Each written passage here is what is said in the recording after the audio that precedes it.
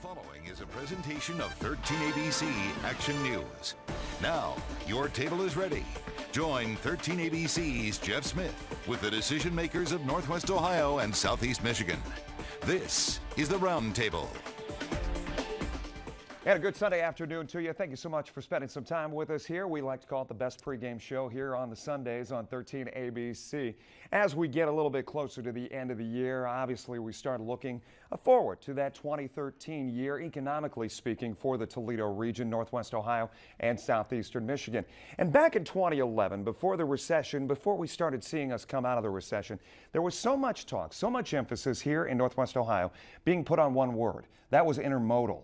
And the talks of transporting goods to and from the Toledo region to be spread throughout not only the country, but throughout the world, and how much of a key area Toledo was in that. Of course, the Toledo-Lucas County Port Authority plays a huge role in that. So, as we look forward to 2013, glad to have some members from the Toledo-Lucas County Port Authority here with us this afternoon to discuss where things are now, how the year has been, and what we see as far as economics are concerned. In our second segment, we're going to talk a little bit about that fiscal cliff and what that could mean here for the Port Authority. But first and foremost, we've got Paul Toth, President and CEO of the Toledo-Lucas County Port Authority, with us.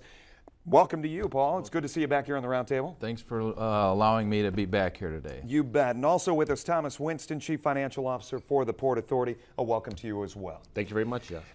As we turn the page on 2012, hard to believe we're already looking at 2013, but when we talk recession, we get a number of people here in the Roundtable and where we have been, what we have seen, are we coming out of it? What's the read from the Port Authority? Obviously, I said we're going to talk fiscal cliff in the second segment, and that could send everything for a loop. But your guys' read right now on where things are. Well, we've had a great year at the Port Authority. Our seaport operations, very strong year. We've got 1 million square feet of space out there, and it's 100% full.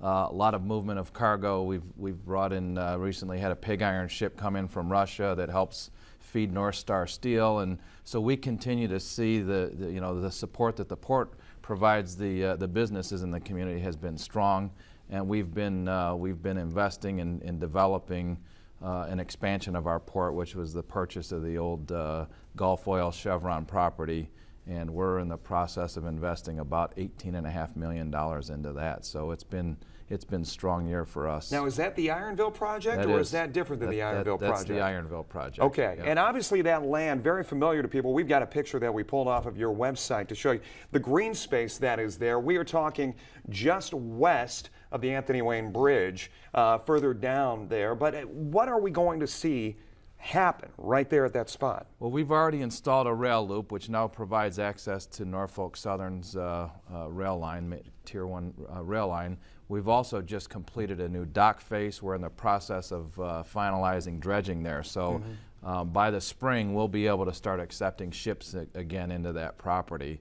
And next year we'll be putting about a $2 million unloading conveyor in there, as well as building some buildings out there to help store materials. Probably to a fault, we here at this station and media members across Northwest Ohio, we focus too many on some of those, I guess, more talked about projects as being the benchmark projects, the ones that are going to bring in all the jobs. But what you're describing here is development, is expansion, and that equates to jobs, does it not? Absolutely. Everything that comes in and out of that port is about creating and supporting jobs in this region. So in 2013, what is your mindset for how the port is going to translate jobs back here to Toledo? Well, again, I think we see continued business on the actual port side, and then as we bring Ironville online, it's going to open up more opportunities. We're working with some companies looking at some large expansion investment there that requires rail access, it requires water access, and good truck access. And